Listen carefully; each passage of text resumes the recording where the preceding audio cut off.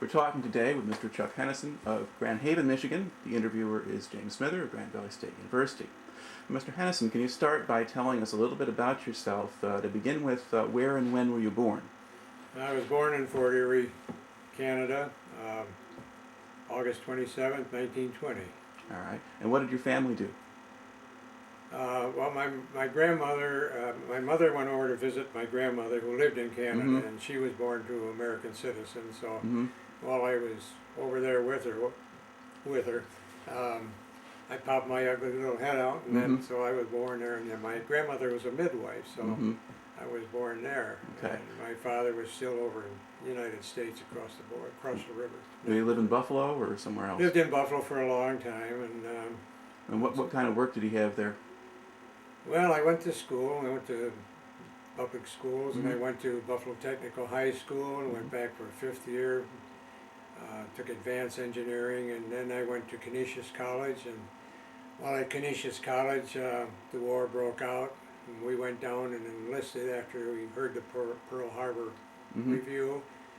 And there were three of us: my good buddy on the football team, quarterback, and another fellow who was going to be a lawyer, hopefully. And we tutored him, and he was as blind as bad as both of us were. So we went down and started off with the Air Corps, and of course they said, "Well, read the chart on the wall." And well, Jim and I did fairly good, but this guy was a faker all the way. So he walked up and hit the wall, and he said, "I can't see the chart." So, but anyway, we didn't qualify because our eyesight wasn't good enough, and then we moved on and on and on, and finally we ended up, well, at the Air Corps they said, we can fit you in as a glider pilot. And I said, "Oh, glider pilot? What does that have to do?"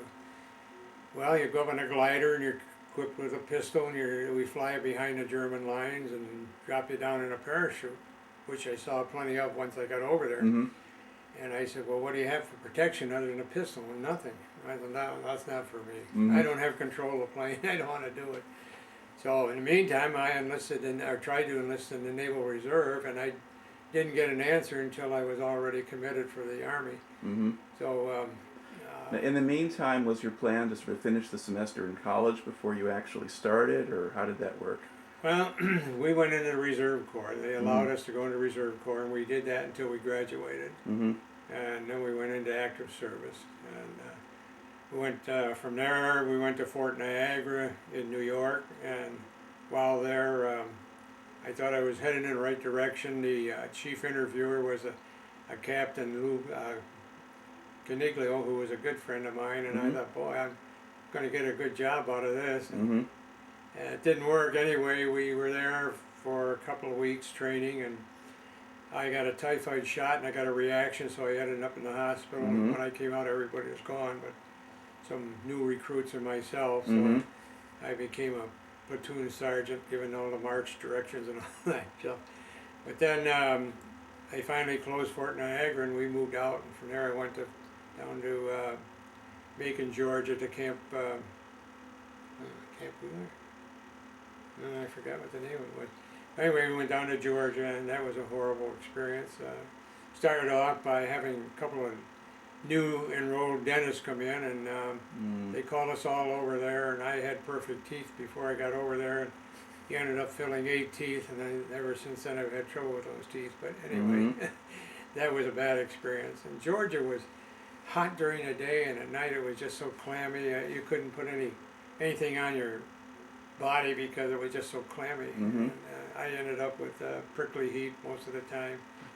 Anyway, from there in the meantime, I had applied for officer school, and everything was rush because at that point they were getting ready for the invasion and it needed people.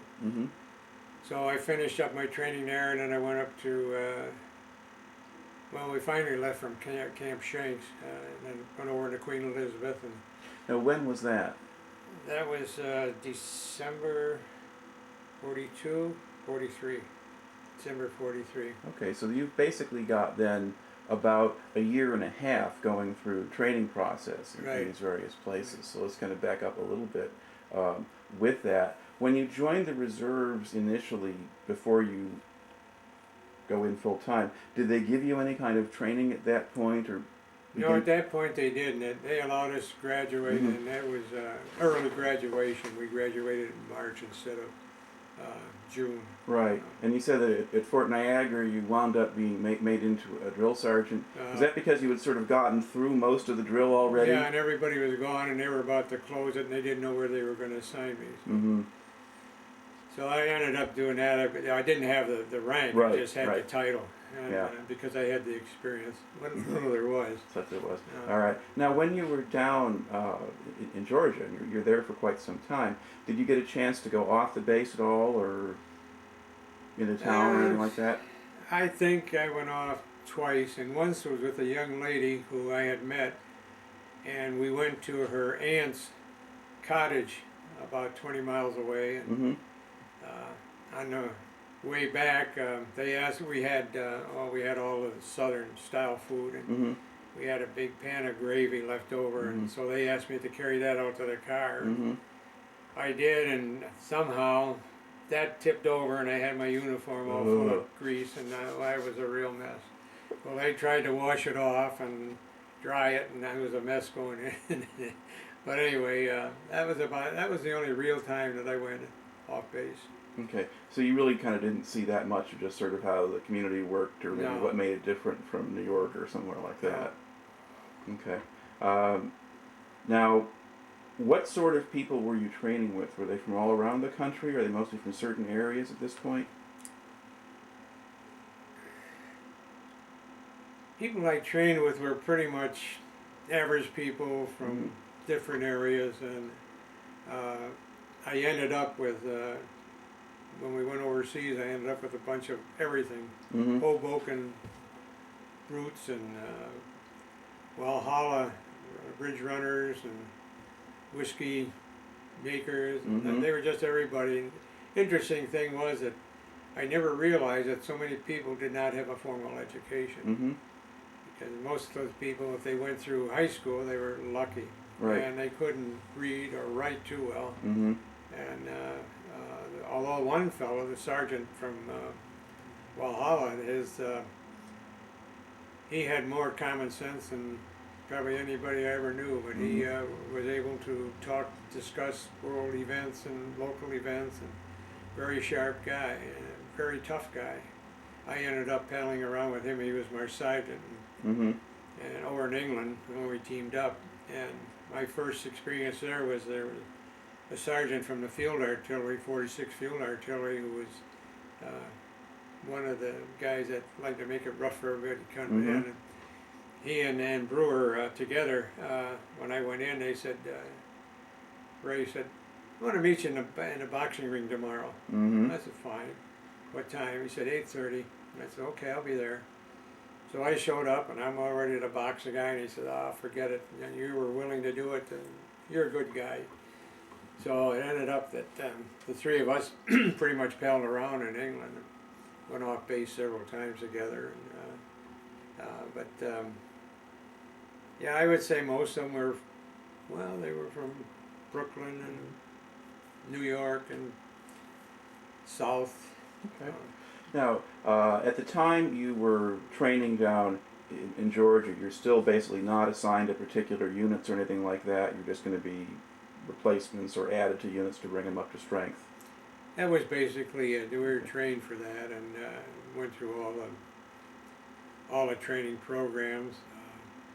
I said in the meantime I had put in for officers candidate school, but I never made it. We shipped out too soon. Right. I didn't find out until I was in England I was accepted. And I also found out that I was accepted in the Navy too at that time. But I was one of these guys that said, "I've got a job to do, I want to do it, I'm staying here with my outfit, and we're going to clean up this war." Well, I'm sure the infantry was grateful.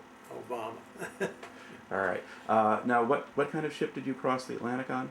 We went over into Queen Elizabeth. There were 15,000 troops, and ship was fine until we got off the Clyde Firth, and we got the Gulf Stream turbulence, and tried to see 15,000 guys hang over the rail. Most of us ended up using our helmets. Now, did the ship cross the Atlantic on its own, or were you with a convoy? We actually went by ourselves, but we had some submarine escorts. Normally the Queen Elizabeth was quite fast. Right. That only took us a few days to cross. Mm-hmm.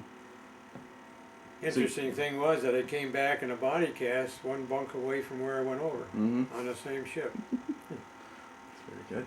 All right. Now, where did they land you then? The further flight. So you were landing in Glasgow then, or? Yeah, we landed in Glasgow, and then they trained us down, railroaded us down to England, and we were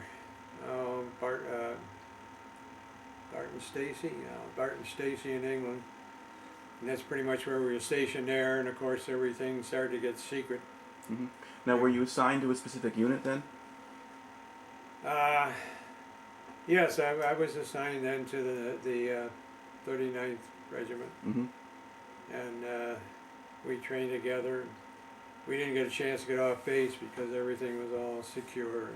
Okay. Now, were you joining a regular rifle company, or were you with some other kind of unit? No, it's regular rifle company. All right. And so then there were men there who had already fought in North Africa at that point. Yeah. So there were some veterans Quite a there. few among of them that were from South Africa and Sicily, and they had stories to tell. Mm-hmm. It was always interesting talking to them. Were they much on offering advice about what to do and what not to do when you had people shooting at you?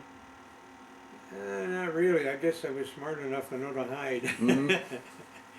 But they were good friends, and they took care of each other. Mm-hmm. The fellow I bunked with, the Sergeant Brewer, Mm-hmm. I mentioned before, I had the upper bunk and he had the lower bunk. And in Africa, he was at the theater during relief time, and a black man sat next to him, and he started to make slurs at him and tell him he was going to date his daughter when he got back to the States, and really nasty.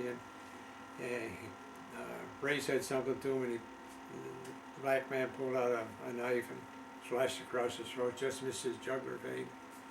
And Ray got so angry, he just picked him up and threw him against the wall and kicked him all around the front. The guy died.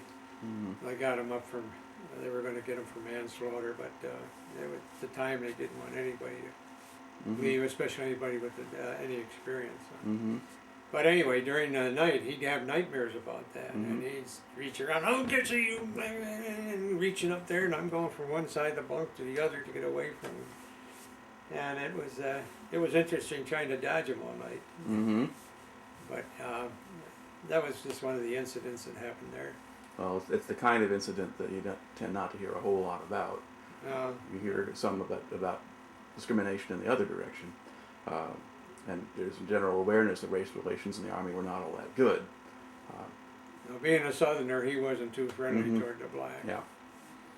But, now you arrive then sort of at the end of 43 or early 44 when you get there? No, it was the end of 43. 43. Okay.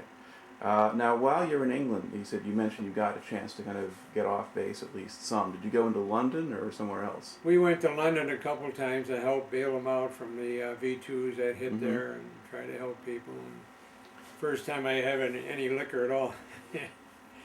Boy, they pounded into me, but I was okay, but I wasn't very interested after that to have any more. They took Mhm. care of that. But we went there and basically we went to help them bail out. Was that something that the Army was recruiting people to do, or did you just kind of go and do No, it? it's just that we took the trip to get up there, and then we saw the Mhm. problems they were having, so we tried to dig in and help them out. And it was a real strange feeling because we could hear the V-bombs coming in, and Right. I knew somebody was getting racked up. Mm-hmm. So we tried to spend our time productively. Okay. Now, did you get a chance for just recreation or relaxation as well? I mean, did you, when you got off base, or? No, not really. As I say, we stopped at this one bar, and Mm-hmm. I had scotch, and man, that was the wrong way to start Mhm. off. But anyway, we were very cautious because we'd been warned that these prostitutes or Mm-hmm. women of the street would try to get you drunk and then get them up in their room Mhm. and steal your money, and then when Right. you come to say, well, you fell down and lost your wallet or something. Mm-hmm. So we weren't warned to stay away from them, and which we did. We really weren't interested in meeting up with them anyway. Now, as time went on and you get into the spring, did things start to tighten up? Was there gradually increasing security, or was there just a point where all of a sudden you couldn't go It anywhere? was pretty much all of a sudden that they clamped down, and there were some violations. Mhm. Guys went over to the fence and talked to the civilians, which they weren't Mhm. supposed to do. And a couple of guys that knew their way around snuck a couple into the compound. Mhm. But generally, it was tightened up. But we started to realize what was happening because we heard all the planes buzzing around, Mhm. and we could see the scrambling of everything. So Right. we knew something was coming up pretty soon. Right. Now, where did they ship you out from? We shipped out from Southampton Mhm. and crossed over. I think it was the 60th that was with us when we went in. We went in as a fighting team. We didn't Mhm. go in with the 9th. We went in with the 60th, and really, I believe we got in there earlier, but I have to go by the records. I guess one of the other early divisions going in was the 90th Division. 4th Division landed on Utah Beach, and the 9th and the 90th were kind of right behind them. Right. So you may have been going in with the 90th Division at that way. But now, did you think you landed actually on D-Day or D+1, or Well, we were. what time of day was it? Do you recall that? Well, I was looking some old notes I had long ago, and I show where we got on board ship on the 7th. Okay. We That'd be slept about on right. ship overnight, Right. so it would put me early in the 9th, but they have D10, so June 10th, so Mm-hmm. we went in on 4 days afterwards. Right. Now, what did the beach look like when you got there? Messy, Mhm. full of bodies and equipment and Germans. Well, we were supposed to go into a bar closer inland, and we hit one further out. So they dropped the plank, and we went down, and it was over our head, and we had 50-pound packs of equipment with us and Mm-hmm. rifles, and we went down over our heads, and most of us managed to get out, but some of them didn't. And of course, at the same time, we were getting fire from the Germans from Right. the pillboxes along there, Mm-hmm. and there were all kinds of debris and bodies, and it was almost a stinking mess. Okay, so was the German artillery fire coming down on you, or were there even machine We guns? had some artillery fire, but we had good backup with naval ships that were firing all the time we landed, so we didn't have as much of the artillery fire as that they did before, but they sure did a marvelous job of covering for people going in. Mm-hmm. I think for what they went into, they were lucky they only had that many casualties, but when you talk about 10,000 a day, that's a lot different than modern world wars. But anyway, we got in there and managed to scramble up the beach, and we tried to get to cover anywhere we could. Mm-hmm. We did pretty good. It wasn't quite as fierce as the first day, Right. but there was still enough of them up there to give us problems. Okay. Now, once you were landed, then do you form up with the rest of the division, or do you stay with the force you landed with? We pretty much stayed with the force we landed up, and eventually we caught up with the 9th Division. But, and I think that was St. Mir. Well, there's Saint Mary-Église, and there's Saint-Marie-du-Mont. There's a couple of those towns in there off the beach. Yeah. And that was quite an experience because they had flooded the farmlands and everything. So you had to stay on the road, which was the worst thing we could do, but we had no choice. And then of course we saw all the paratroopers from gliders that were hanging from posts, and most of them dead, and a lot of dead animals. The stink was terrible. It's like Private Ryan. I enjoyed the first 30 minutes because it was realistic, except for the smell. If they ever put the smell in there, then you'd have been really there. But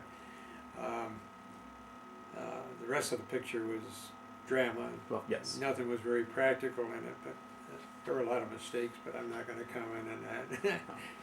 But anyway, we tried to wade across some of the canals. And of course, our biggest experience was the hedgerows, and that was a really messy thing. So we moved inland and as fast as we could, and then we went up into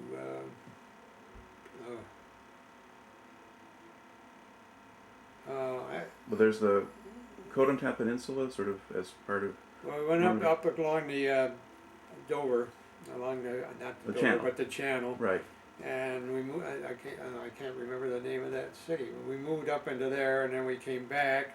Well, We met at Cherbourg. St. Mary-Glise, and then we teamed up there. Yeah. Well, Cherbourg was at the northern That tip was of the the peninsula. northern tip, yeah. Yeah, and that was one of the things, but that didn't get captured until late in June. No, we had to go all the way through France, all through Normandy, and Mhm. then the biggest point that we really had was Octeville, and that was our objective, to take that fort. That was the biggest fort they had there, Mhm. used to protect Charlevoix or Cherbourg. Cherbourg. Yeah. Anyway, that was a big fort, and that was our goal to take. And when we were outside of it, German came out with a white flag, and I was doing the interrogating. Mhm. I had 5 years of German Mhm. before I went over there, and I spoke it quite fluently. But when you talk to German people, it's a little different. Right. But anyway, I had to go up and interrogate them. They said they had some wounded soldiers, and they wanted to send them back to our medical hospitals and Mhm. stuff. And the officer in charge told them to go to hell, and we're not going to do anything for them. So when I told them, then all hell broke loose. They were firing, and I was Mhm. out there. I didn't know where to go. Finally got back, and then eventually we took Octeville, and I was one of the first ones in, and boy, I had a dream thing.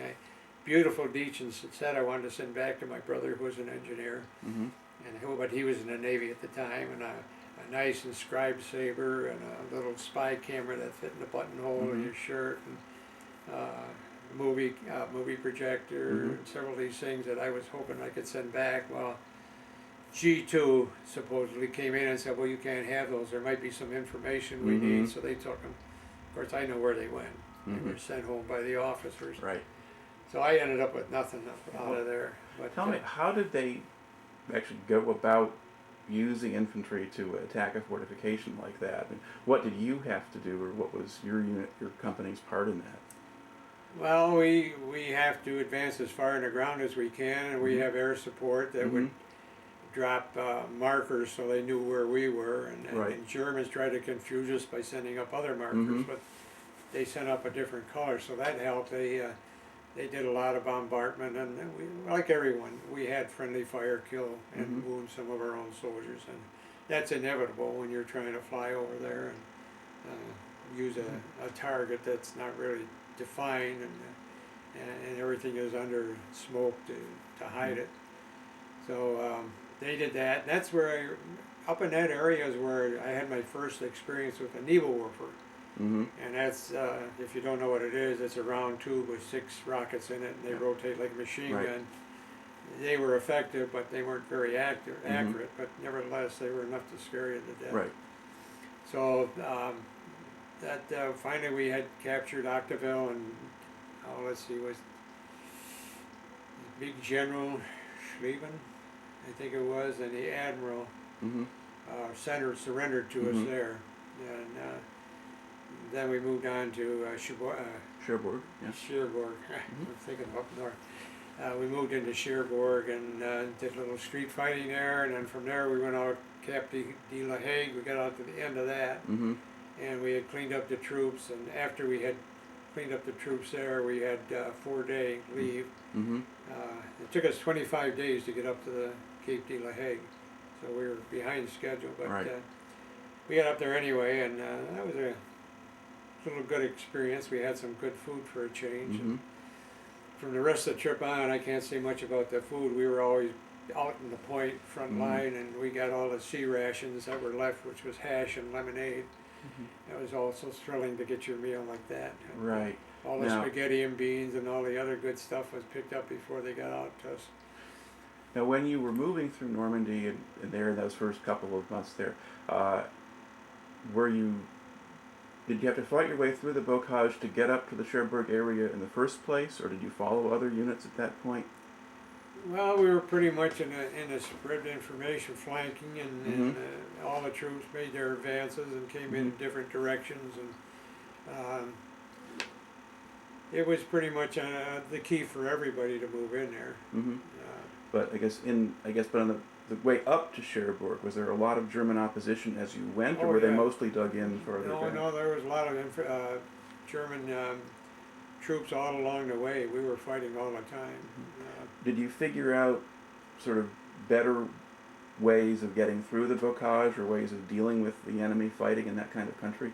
Well, it wasn't my job to do it, but Mm-hmm. we had directions of how and where to go. We were Mm-hmm. going.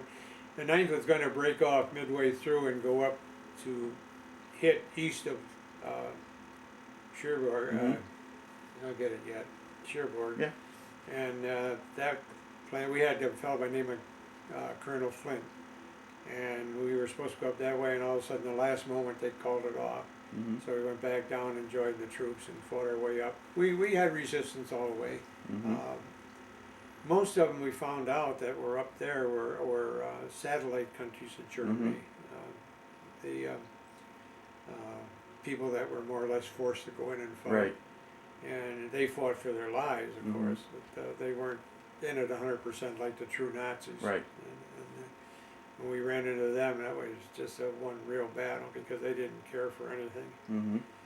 And as I said, I interrogated several of them, and they were just as nasty as could be. They Mhm. just talked about getting back to the States and dating our wives and our girlfriends and eating good food, and you guys are up here Mhm. suffering. They're just plain nasty. But most of them were from the satellite countries. Mhm. Were some of them people who had been in the Soviet army and then been impressed into the German one? I don't recall any Soviets that we ran into, any Russians. Well, they wouldn't have been Russians necessarily. They would have been Ukrainians or Yeah. Lithuanians or things like Yeah, that. they were a lot of people like that in the Right. satellite countries Yeah. of Germany. Mm-hmm. And of course, when we first took them, when we took prisoners, we wanted to take them back, and there were some British elements over there, and they said, "Well, we'll take them back. Just give them to us." Mm-hmm. We go maybe 100 yards, and all of a sudden we hear. Mm-hmm. They never forgot Dunkirk, Right. and they wanted to do everything they could. We didn't realize that at first, but after that we started, and we better take our own prisoners. Mm-hmm. But, and I don't blame them because they went through a lot there at Dunkirk. Mm-hmm. Why the Germans didn't follow up then, I'll never understand, but they had the upper hand right there. Yeah, well, Charles de Gaulle referred to the English Channel as a very good anti-tank ditch, Yeah, and that had a whole lot to do with it. yeah, that's true. Now, because you've taken Cherbourg, you get something of a break. Besides getting good food and not being shot at, was there anything else you could do in those 4 days, or did you just try to recover from what you'd No, been through? we had the cooks up there, and we had pancakes for the first time, and I think we got a pair of socks to change. Mm-hmm. That's the only thing I remember. We changed all the way through, All right. right up into Germany. But and then half the time we'd wash those in our helmet and then let them dry out. And most of the time we dried out walking because that was Mhm. the only way. If we dug a foxhole, most times it would be dry at night. We wake up in the morning and we had water up to our neck. Mm-hmm. And so then to dry off, you just had to march. Right. Now, once you finished off at Cherbourg, they move you back into the line again, and there's still some fighting left in Oh yeah, Normandy. we went right up to Cape de la Hague there, right up to Mhm. Cape de la Hague there. And we went up, right up to the outmost point. Mhm. We were there a few hours ahead of everybody else, and we found a couple of miniature tanks and Mhm. rifles and stuff, so we had a game of our own, shooting at targets and riding a little tank around. That was fun for a while. But then, did they send you back down into the hedgerows again to? Then we came back down and we went into, oh golly, well, the desert was the first main thing. That was an objective that we went into. We got a congressional Mhm. citation for that, or presidential Mhm. citation. And that was where I fired my bazooka at the first tank, and we were in a farmhouse Where was this? in the desert. Okay, so that's still a town in Normandy at this point, or? Yeah, Yeah. yeah, Okay. it's north of St. Lo. All right. And So we were in a farmhouse, Mhm. and I put the bazooka through that's before we knew what to do with the bazooka. Mm-hmm. And I put the old bazooka up on the window, and my assistant put the bazooka in, and I fired it, and all this clay all Mhm. over my face. I was just a bloody mess from all the clay hitting. And then we found out enough to put a screen back there so it deflected that blast. Because it's basically bazookas. It's a big long tube, and it's open Yeah. at both ends, right? Right. So there's a blast that goes out the back as well as the Yeah, front. and it really Did you got- do any damage to the tank? Yeah, I got the tank. I knocked the track off. Of course, that doesn't do much for you because they had their tank. They had their 88s, which was what I think was the most dangerous weapon in the war as far as foot battle, because they could use that 88 just like a rifle and pick somebody off in a window, and it was a tremendous weapon. And that was the one thing we wanted to get rid of because it was, to me, the best weapon they had in the war. But if you knock the track off, then at that point it can't really move. It's very immobile, well. but they can still move their turret. Mm-hmm. And so you have to either knock that turret off if you can or whatever. But the only way you could get a tank was to get behind it and then maybe ricochet up into the belly, and then it wasn't protected, and it would burn, and that would be the end of it. The only other way you could demobilize it was to knock the track off, and you didn't want to be behind it when you did that. But either way, you had to be at least on the side or behind it to do much. But the crews then didn't abandon the tank when it's immobilized. So there were situations Well, places that where would they might. eventually be taken over by our troops, and the Germans would be taken. But Right. somebody would go up and drop a hand grenade in the turret and Yeah. whatever. There were a lot of them that were disabled, but they still had too many. And then we got the big Mark IVs against us. And, I had to go out in Philippeville in Belgium to get one that was coming through town. That was an experience. But anyway, that was the first time I shot at a tank, and then we moved on to St. Lo, and that's when they had the 5,000 bombers come over and bomb. And I had been in the kitchen, and I jumped over the big hedgerow, and just as I did, a bomb hit right in the kitchen. That was one time that somebody was with me. But the bombers did a great job, but again, there was so much dust and dirt flying that they lost their points. So we dropped a lot of stuff on our own troops. And most of the injuries we had then were from our own troops. But then the Germans counterattacked, and they cut us off and got behind us and captured a motor pool, and they cut us off. And we finally got them out of there and captured St. Lo, and then we moved on and we went over to Avalanches, which is on the east side, and then from there we went down and up into Mortain, which is the next big thing that I had. And at Mortain, we didn't realize it, but we were about half-mile ahead of all the other troops, our company, and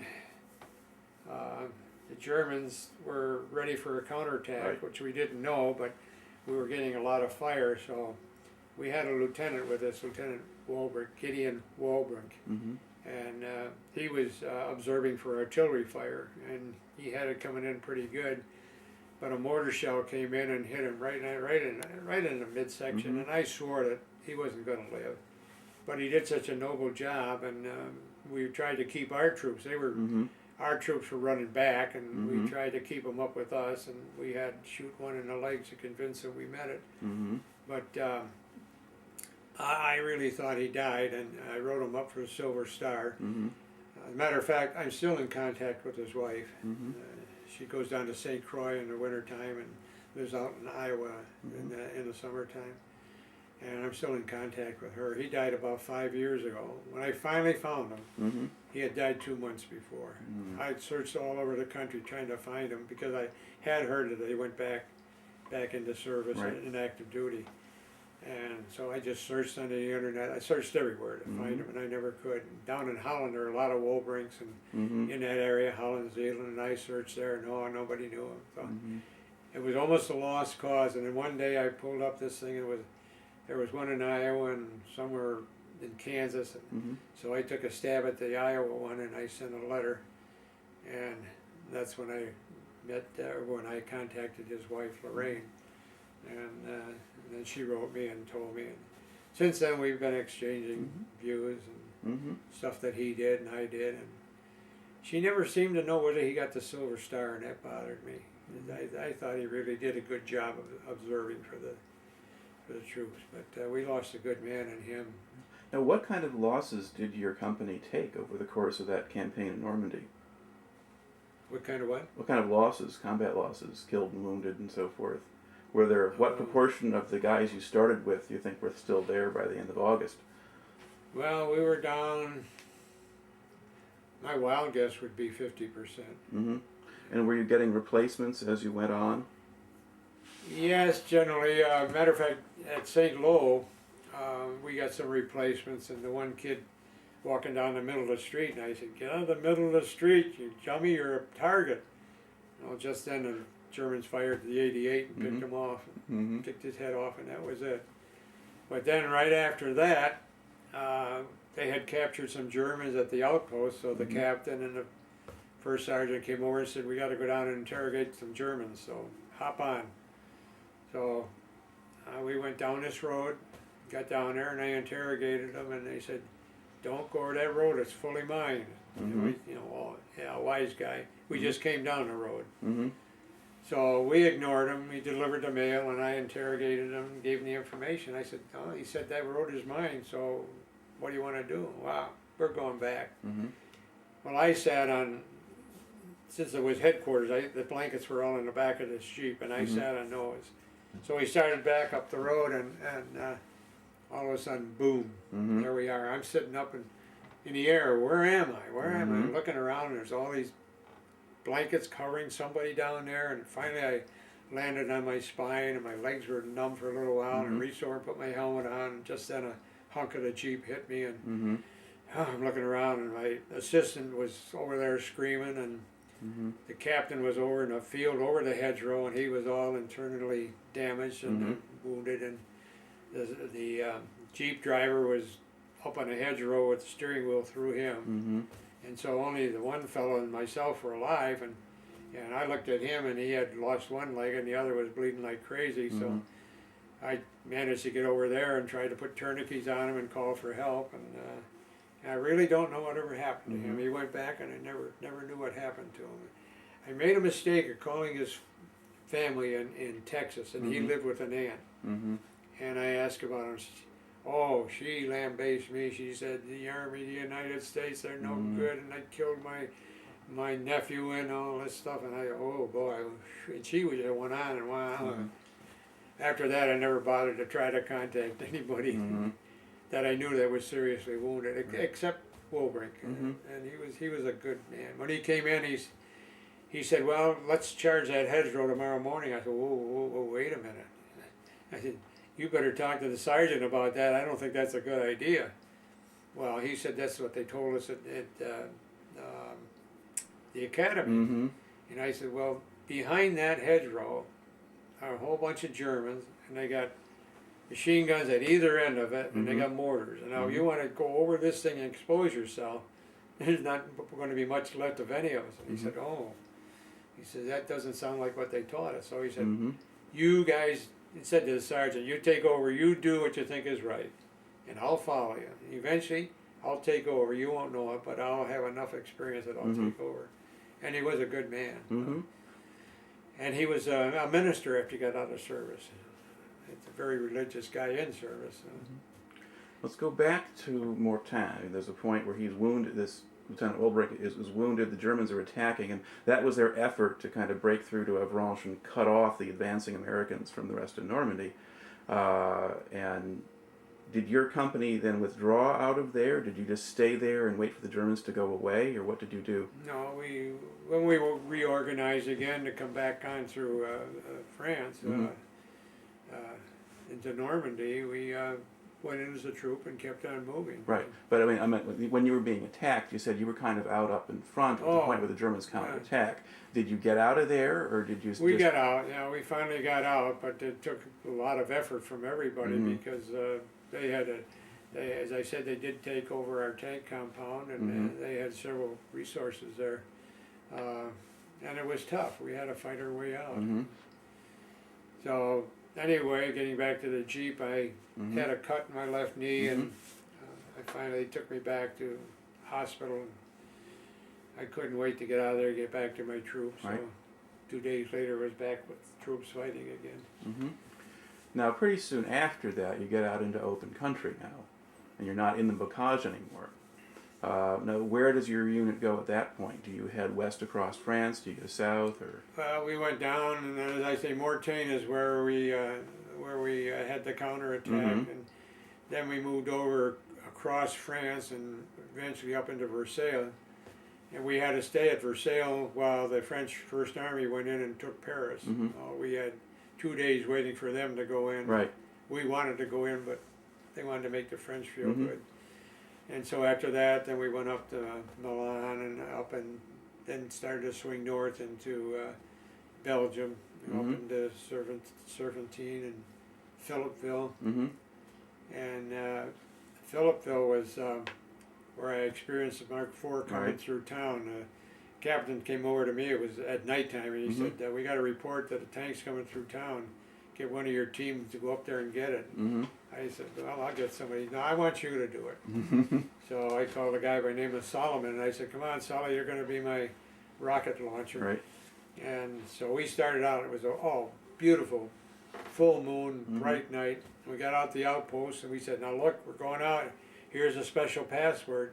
Please don't shoot at us when we come back. So we creeped up into town, and I hear this tank is coming through with a bunch of Germans, all drunk, Mm-hmm. having a great time. And I said to Sully, now look, I'm going to do the whole thing. I'll put in the rocket. I'll fire it. I want you to come out and fire your M1 so nobody shoots at me. Mm-hmm. So I got out with my rocket and I fired it, and no M1's going. I said, let's get out of here. I didn't drop my rocket, my bazooka, and my rockets. I got Mhm. them banging against me like crazy, and we're running back to the outpost. And all of a sudden, the outpost started to shoot at us. And we gave him the password, and he kept shooting. And finally, I got really angry, and I said, "I'm going to shoot you if you don't stop shooting us." And we got through and got back there, and the captain says, "Did you get the tank?" I said, "I don't know. I was too scared to find out." Well, the next day we went up, and this is one in probably 10 million chances. Mm-hmm. I had hit the peephole in the front, Mm-hmm. and that rocket went through there and set the tank on fire and exploded. The Germans were all lying around dead, and no, I don't think it could do it if you directed the rocket there, but it was just one real lucky shot. Yeah. Well, Mark IV wasn't as heavily armored as a Tiger or a Panther, and it may have had more chinks in it. Yeah, but- Panthers, yeah, right. But they were still heavily enough armored at that You point couldn't that it do wasn't much. easy. They had, I don't know, so 4 or 6 inches of steel and armor on the front, and then behind that 22 inches of marble, and I mean they were almost unimpenetrable. in the Impenetrable. front. There you go. Yeah, and that's why it was very difficult to get a tank from the front. Even our anti-tank couldn't knock them out from the front. So they were very heavily, and particularly when you got into the Tigers and the other ones, they were just monsters. And they came But up. very maneuverable. It was amazing for the size and the weight that they really maneuvered around. Well, the Tigers and Panthers had very wide tracks, and so that let them move around cross country. The Mark IV didn't so much. Right.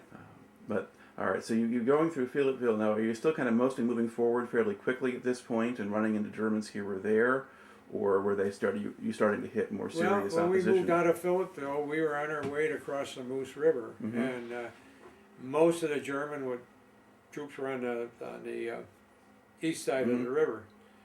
And again, it was late at night, and we had this full moon, and we were trying to cross over a bridge at Denay, and well, we got partway on the bridge, and they just bombasted us. They just knocked us out of there. So we had to back up, and then we marked our way up along the Moose River, and we got up to Ho, where we went over. And then we went over the river there, and we got over okay, and then we had resistance along the way, and then we went up through northern France and into, well, the one I remember probably most was Thaux, Theaux. And we remember that because we were, am I talking too long? No, I'm just making sure. Just We, keep track where I am. We were marching along, and this little old lady came out and said, what was it? Anyway, she came out and marching along, and she said, "Have you had any good food lately?" I said, "No, we haven't." She said, "Come on, I'll give you some eggs." So I grabbed 2 other guys, and we went over there. We were sort of in limbo, and boy, she put in 2 dozen eggs and a pound of butter in this big pan, and oh man, did we ever love that stuff. And then we had the first Belgian beer, and oh, that was good. So that was a good point. And then we moved on from there. What was the other town?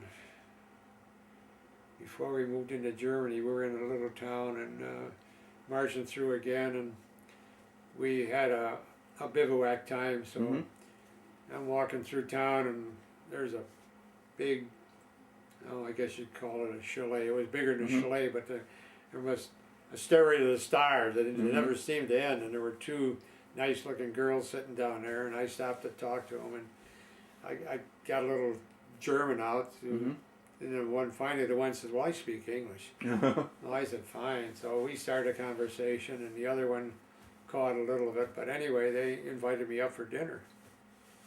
And I said, "Well, I don't know if I can get away with this." Well, I went up there anyway, and here's the captain, the lieutenant, the master sergeant, the first sergeant, and me. And we had dinner, and then they had an old Victrola, so she went over and put some records on. The young one, the one that couldn't speak English, came over to me and asked me to dance. Well, boy, I guess I punctured the ego, a bunch of those guys, because the captain said, "Back to your unit, and you're on outpost duty, and you're finished with the bazookas." Oh, immediately I was shipped out to the outpost. So I learned that all was not love and war. But anyway, I had a wonderful dinner, and that was one of the best that we had all the time over there.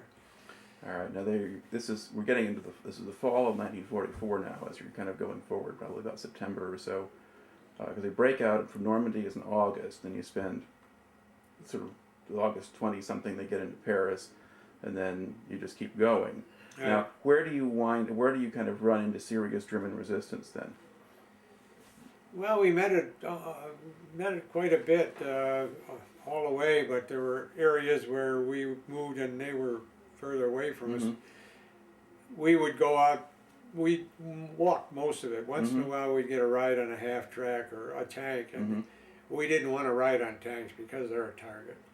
But we had to, and so until they started firing, then we got off. And sometimes we had to go back and help the tankers too.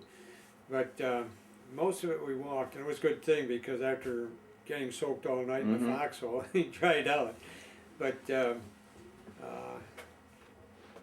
we had quite a bit of resistance along the way, and probably, well, at that point most of the Germans had backed up, and we were just hitting pockets of resistance until we got into the Hurtgen Forest, and then that was something else. You couldn't see anything. It was even during the day it was so dark because the trees were all so close together and so tall, and our own shells would wound some of us because they would hit in the trees and just spatter. They couldn't come down because the treetops were so high, and we could hear Germans in there, but we didn't know where they were, and we couldn't use a rifle or a bayonet because it was so close quarters. So it was either taking your bayonet off and using a pistol if you had one. And I had one because I threw my .45 away and picked up a German Luger early in the campaign. And I just threw my .45 away. And this Luger, when we were out to Cape de La Hague, I was target shooting with it at 100 yards. I could come pretty close to a bullseye. It was just I still have it. It was just a wonderful weapon. So I used that most of the way through until I took my bazooka away. Did you use a lot of grenades too, or? We used some grenades, but we didn't. We had some hand-to-hand combat, and it was tough to use a grenade at that time. I didn't fire many grenades. Most of the time it was either rifle or bazooka or pistol, but we had grenades thrown at us. Matter of fact, as we got into Germany, we had a major from Reppel Depot come in, and we were on the side of a hill, and he wanted somebody to volunteer to go up on top of the hill with him. He wanted to look around. You know, you'd be a damn fool if you did that. Only I volunteered, so we got up at the top of the hill, and all of a sudden I heard a whistle coming in. I said, "Here's artillery coming in," and they were duds. That's why we knew that we could hear them. So that was bad enough, and finally that eased up, and then 6 Germans were coming up the path there, and he started a fire, and his carbine jammed on him. He couldn't do it. He said, "Give me your rifle." So I flipped it over to him, and he fired 6 shots, and out of the 6 shots, he got 5 of the Germans right in the head. He was from down south. And the one guy that was left threw a grenade in, and I picked that up and threw it back at him, but that was probably the first grenade I threw. And but anyway, we got stung up there, and then it turned dark. We had to go down the back side of the hill from where we went up. We had to go down into a valley, and the Germans were on this side, and our troops were over here, and we had to go through that crossfire. And that was scary, but fortunately it was dark, and we managed to get across okay. But then I was out in the outpost where it was a sign, and some German came up, and he was just grunting, groaning, holding his head and everything, holding his brains in. He said, "I need help." And so I took him back to the medics, and they got pretty nasty about it. They didn't feel they should waste time with him because they had their own troops. But at that point, they counterattacked, and then we found out that we weren't even supposed to be there in the first place. It's just like the Hurtgen Forest. We lost tens of thousands of troops in the Hurtgen Forest, and it was not really an objective. We shouldn't have been there, but it did happen. So. Do you have any sense of how long you were in the Hurtgen Forest? Let's see, we went in September, and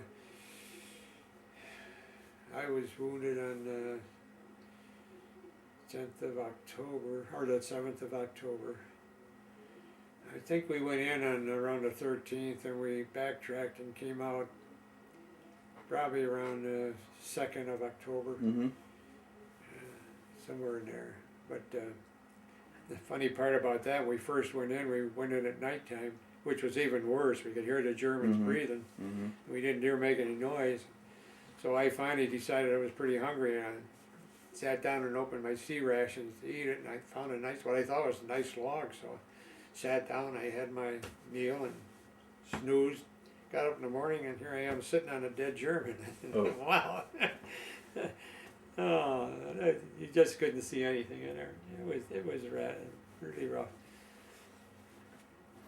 Now, but while you were in there, did you have any idea of what you were supposed to be doing, or you were just taking orders from whatever officer was there? And we just had orders to clean out what we could, and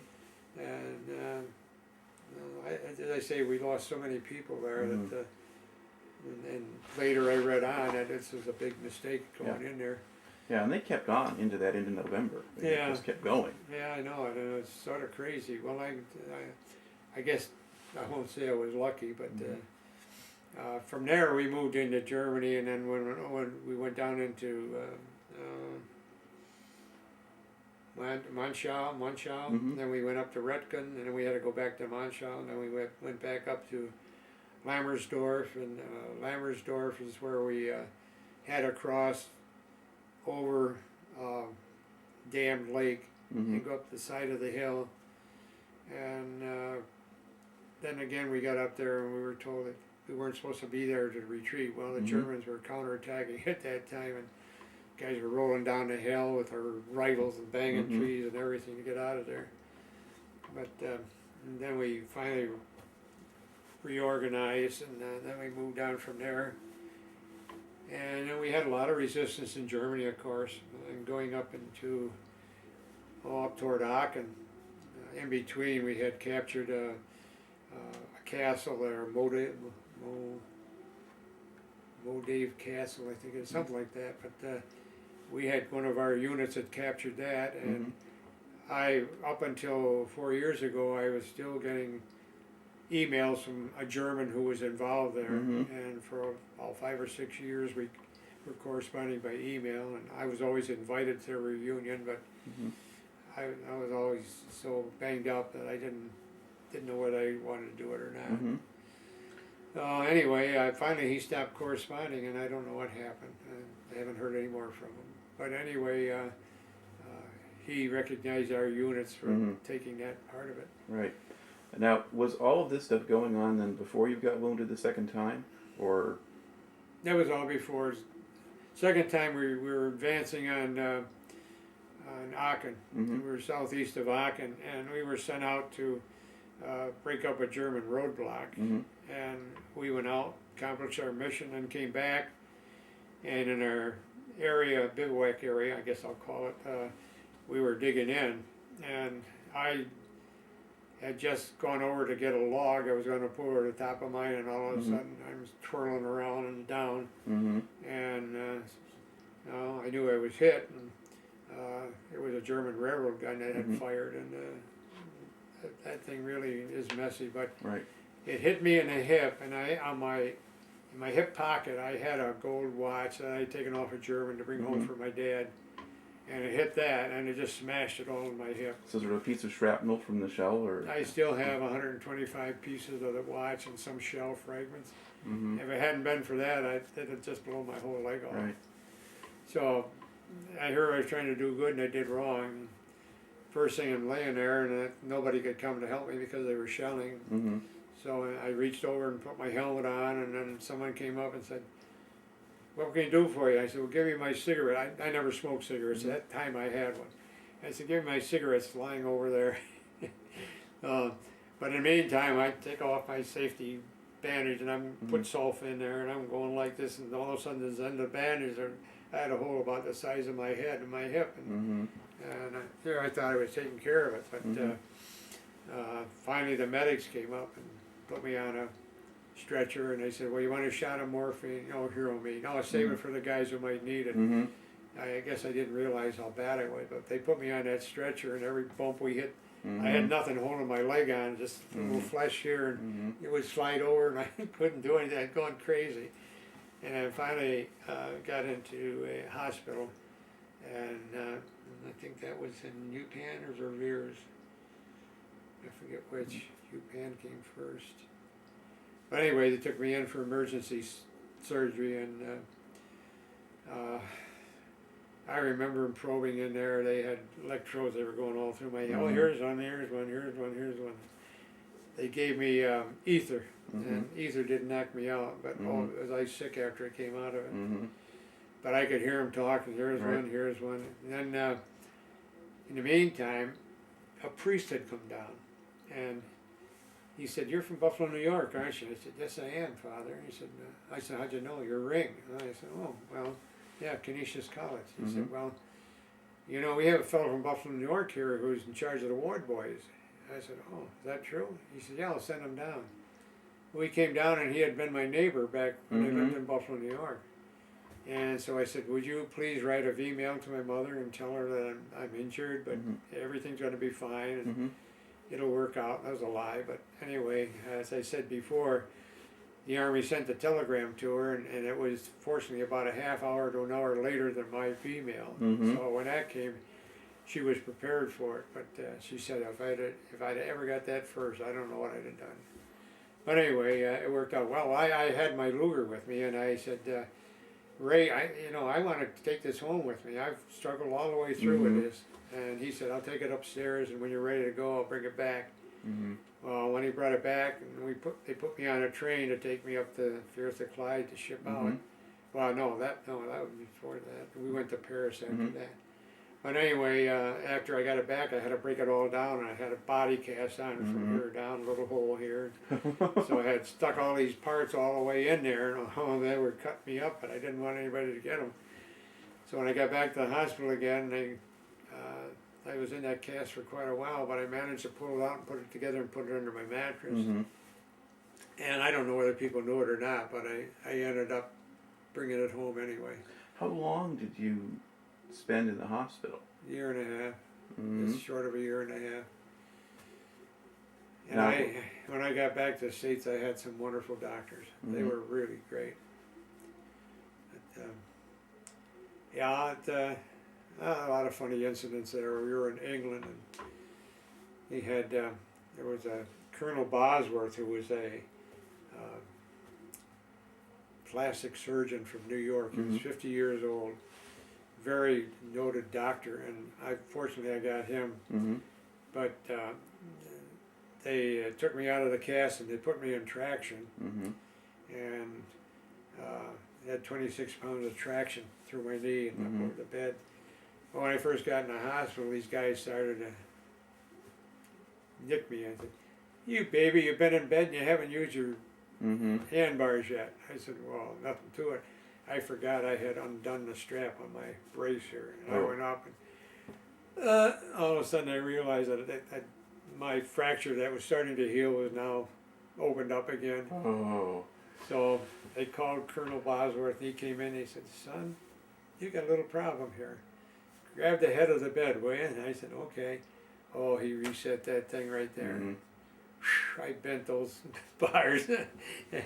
But anyway, we finally got that, and then they put cultures of maggots in there to eat the dead flesh. And then after that, I did a few other stupid things. One day I was lying in bed, and I was so sick of lying on my back, I started to bounce, and I said, "Hey, I'm only bouncing, why don't I flip?" So I flipped. Oh, that was great. So I waited a little while, and then finally I flipped back, and I knew enough to adjust myself.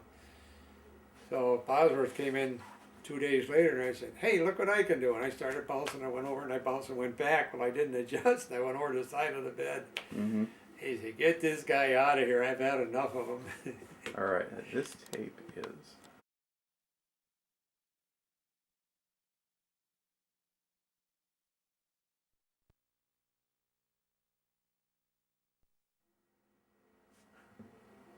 All right, we were talking about the whole process here of recovering from your leg injury, and you got to the point where the doctor decided to throw you out of the hospital. He wouldn't do it, but So how much longer after that was it before you finally got to leave? that was in October, and finally, the end of December, I was switched to well, I was asked if I wanted to go home. I wanted to go by boat or by plane, and I said, "You know, I've been here several months, and I've had more people come back and couldn't get out because the planes can't get out because of the weather. So I'll go by boat."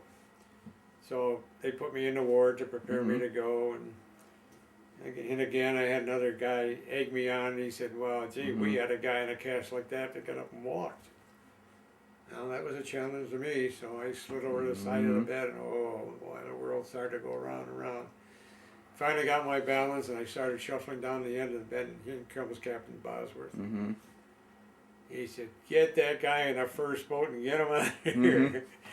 So then they put me on a railroad train and going up to Scotland, and the engineer was a good friend of mine from Buffalo, New York, again. And he had a twin brother, but I went up on the train with him, and then we got on the Queen Elizabeth, and as I said, I was one bunk away from where I went over, which was quite an experience.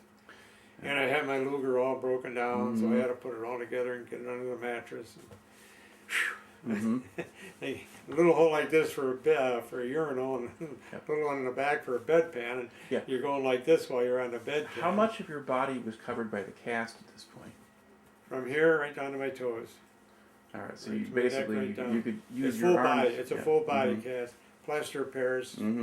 Where I guess it weighs, I don't know how much it weighs, but when they were flying me from Paris over to England, the pilot had to turn back 3 times before he tried to make it, and all I could see was going down in good old channel with this 50 pounds of plaster of Paris and sucking water in like crazy, and I'm going down like an anchor.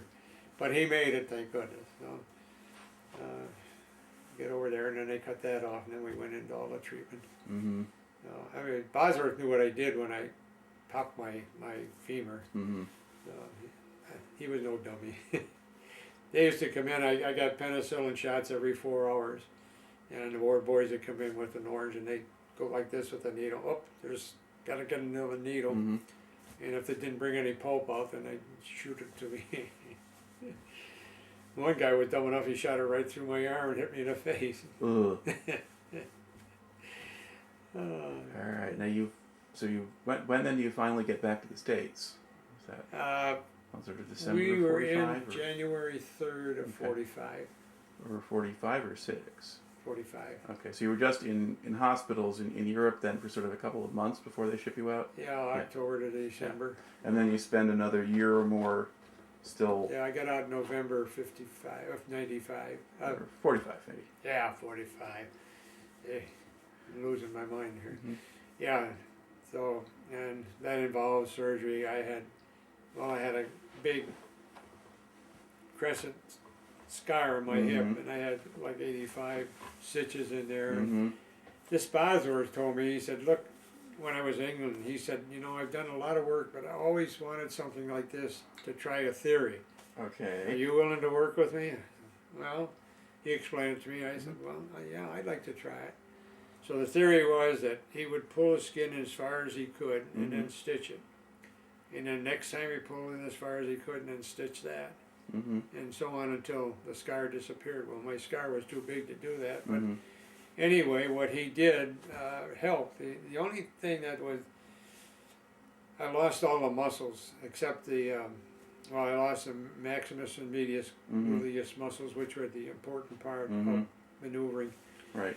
And they'll never grow back, so that's been my problem. But I have no complaints about that because I've done about everything anybody could do up until about 5-6 years ago. Not as well, but I pretty much keep up with anybody. I played golf and coached Little League, managed Little League, and when I first went out of service, I went to my alma mater and became an assistant football coach. Then we were all invited to go down to Auburn, and I had an offer of job of head coach at Rio Grande in Ohio, and at that time I got an offer for a job in business, and so I took that and I turned the other down, but I wish I'd have gone down now. You know, I always wishing. What kind of business did you go into? Well, after, let's see, after service, a friend of mine was a coach too, and he had coached me, and he said, I've got a job for you if you're interested. And I said, well, what is it? He said, well, in the ice cream business, Rich's Ice Cream. And I said, well, yeah, I'll give a crack at it. Well, the theory was that I was going to build this thing up, and then we were going to build branches all across the thruway.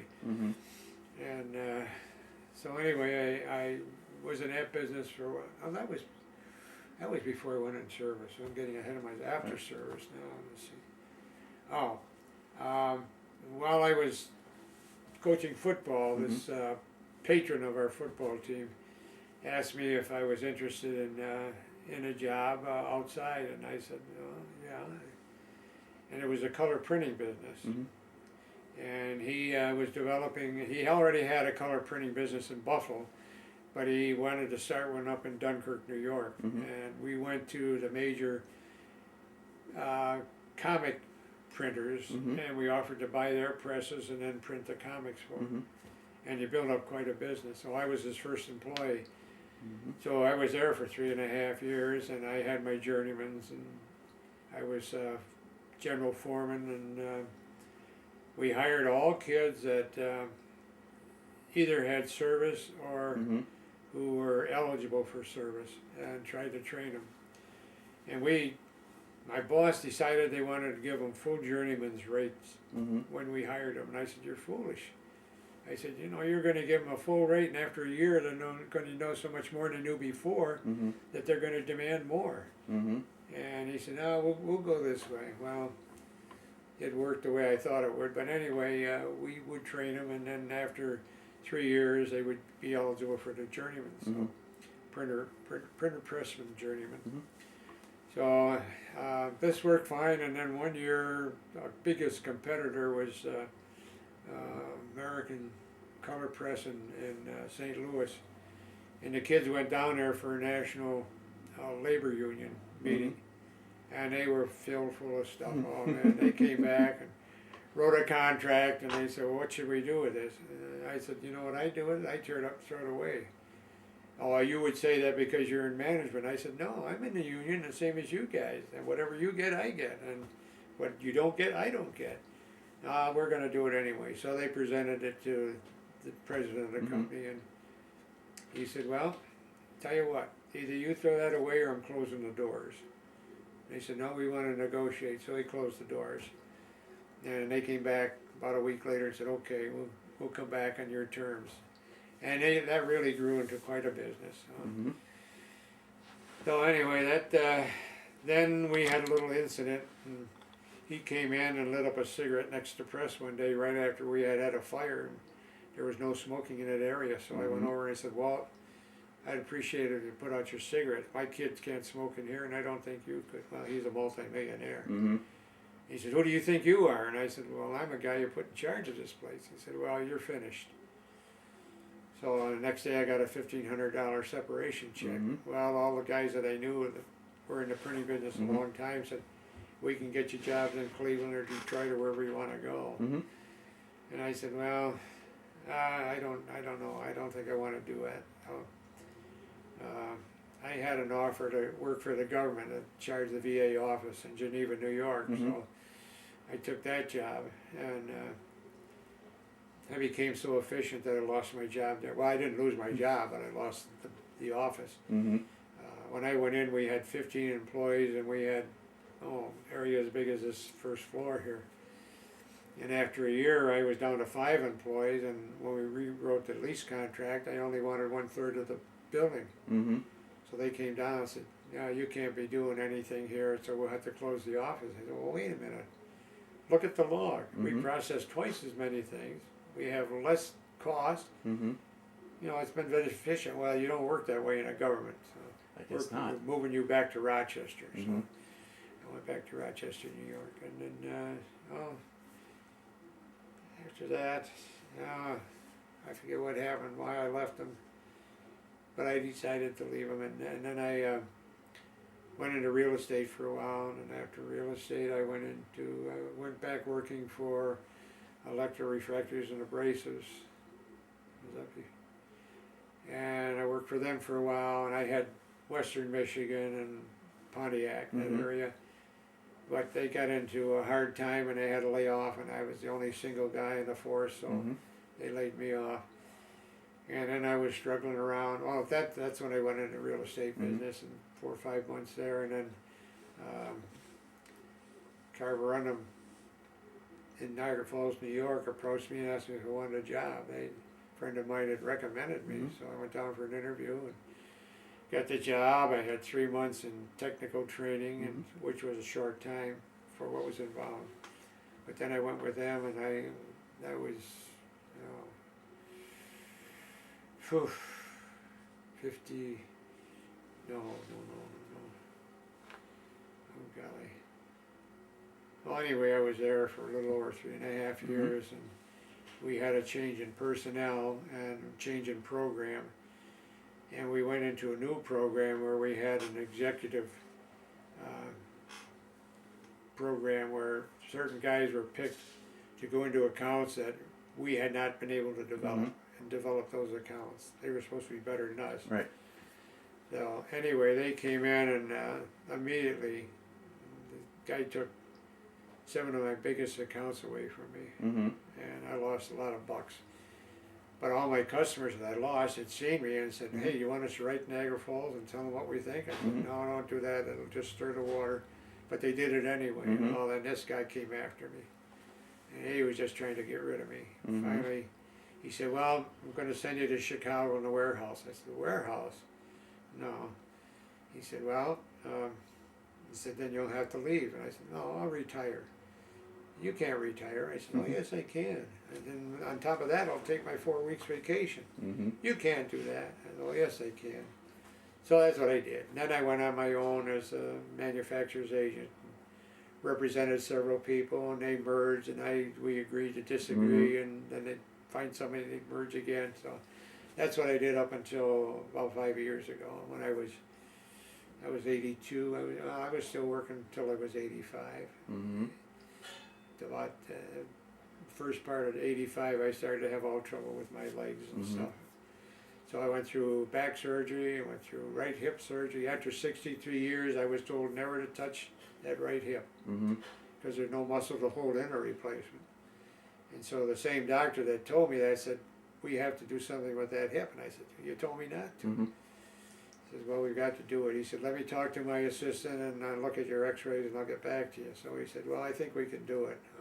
I said, that's no guarantee. But he said, well, I think we have to do it. So he did a good job on it. I don't walk nearly as good as I did before that, but at that point I couldn't walk at all. I was on crutches, and So that worked out pretty well. I can at least hobble around, but with a cane. And, So at what point in the process did you wind up landing in West Michigan?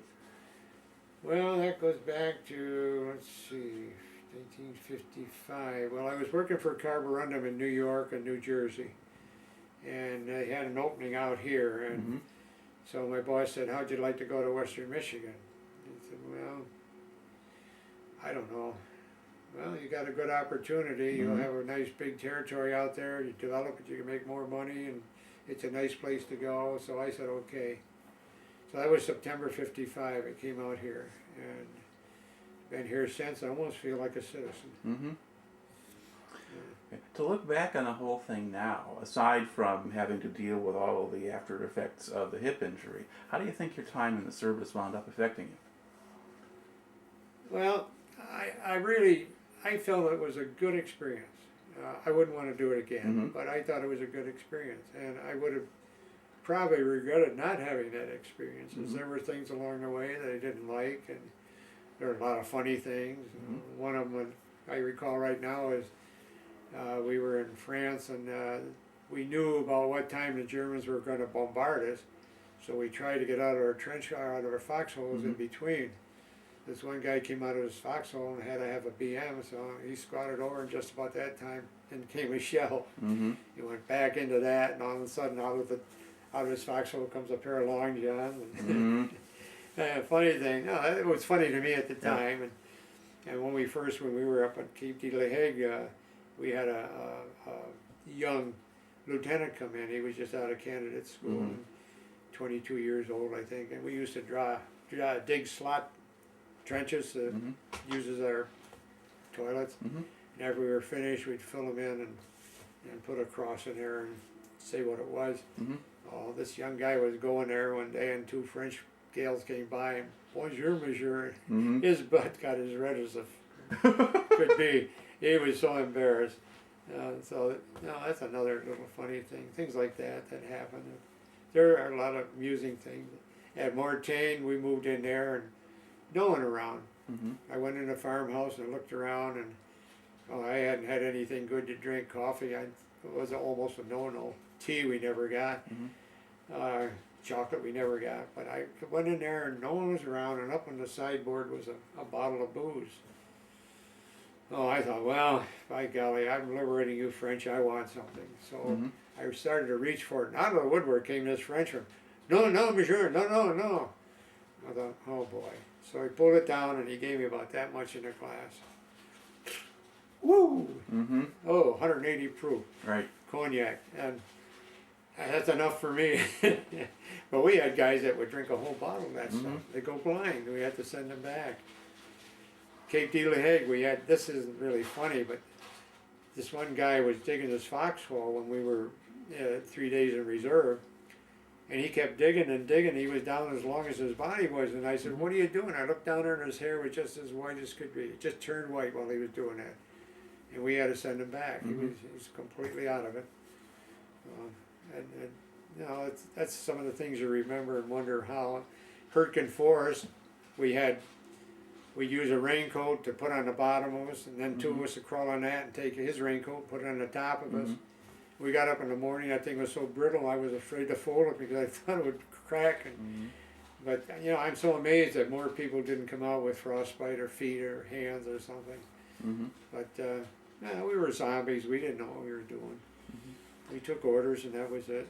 Did you have problems there toward the latter stages while you were still with the unit of people who just had too much combat fatigue and just couldn't do it anymore? No,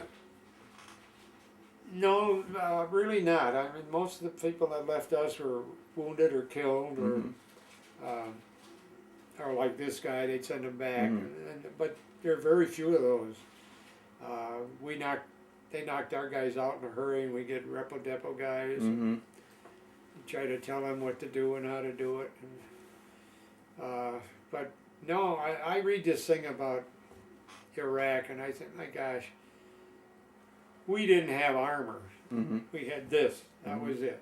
We had a little tin hat. And thank goodness for the plastic, because sometimes when the bullet went through the metal, it would hit the plastic and whirl around, and it saved us. But we didn't have armor, we didn't go back to barracks every night, we didn't have food, hot food, they fly in every day now. We didn't have any computers or cell phones or anything like that. We had no communication whatsoever. Our V-mail would catch up to us maybe 2 months after it was sent, and we didn't have the press up in front, which I think is a big mistake, having those guys up there, because all they report is the bad stuff. Even now, everything you see is what bad going on. They don't tell you about the thousands of schools that are up, and the kids that are all going to school, and girls and going to school, and the oil wells that are operating, all the hospitals, all the good things that are happening. They don't tell you about that, and it's a shame. But anyway, we didn't know any better, so we went with our little fort up here and used that for washing our socks or underwear or whatever we had, and shaved, and sent somebody to run the Jeep up the hill and get more hot water. And I don't ever remember, just that once that we were in a barn when I fired my first bazooka shot, that we were undercover. Just the time we were all out in the open, and move and move and move and just keep going. But it's an experience that, no, I wouldn't want to do it again, but I think it was well worth the experience. I'm sorry that I couldn't follow my design in life to be a professional football. Last year in college, I got an offer from the Giants to play with them, and at that time I got called into active duty, so I had to tell Tim Mara I can't do it. When I came back, I got another letter from him. I said, I'm sorry, I can't do it because I've got permanent injuries, and I don't think I'll ever participate in athletics again.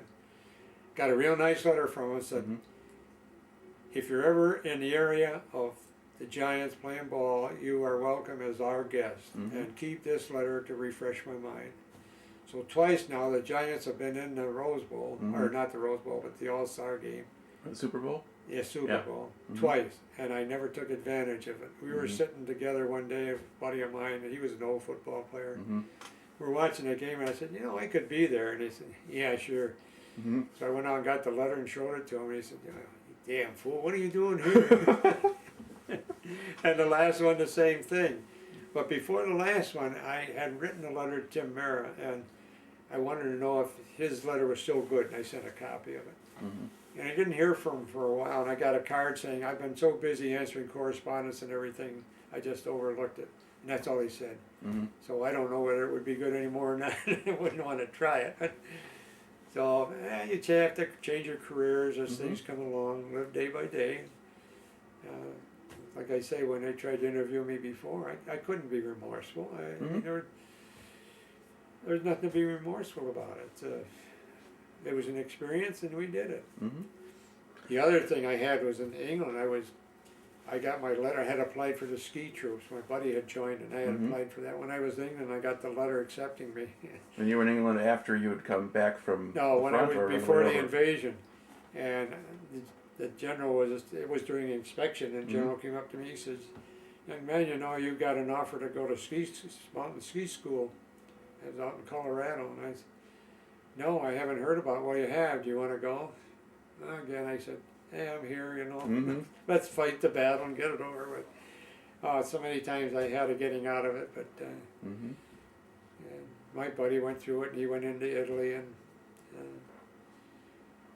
he enjoyed it. I mean, it was a good experience, and we were both skiers for a long time, and so he got into what he wanted to get in. I was a smart guy. I wanted to get into the athletic program. I didn't get there, except for running as far and fast as I could. But there were things, we'd look at all these fireworks, and at night we'd have these tracers and smoke bombs and all that stuff going. It was quite a sight as long as you weren't being hit. But, that's no, I have no regrets. I don't, and I don't know why all these guys have so much mind defeating things. I just it's a different war. Every war is the worst. Ask anybody from any war he was in, that's the worst. But it just doesn't seem reasonable that they should have that mental fatigue. Well, an awful lot of people who served in the Second World War did too. Yeah, I know they it did. came out in different ways in different places, but Yeah. everybody kind of responds to things differently. And some deal with it more effectively than others. And just I that's had how one it works. guy in my squad, and he came back early. He faked, he faked insanity. He wanted to Mhm. Ward 8. So he was doing all crazy things. Right. Well, he got in there, and he never got out. Mhm. And he wasn't crazy. He just thought he was going to get out the easy way. But he never got, well, he finally did get out, but that was Mhm. several years later. Mhm. Name was Starro, Starro. Yeah, crazy. So, But sort of the opposite thing from what you wound up doing. yeah, 'Cause you right. seem to have held together really pretty well and done pretty well for yourself in the long run. So thanks for taking the time to talk to me today. Well, I appreciate your coming, and I didn't think I'd have anything to say. Oh, there you go. You forced me to talk too much.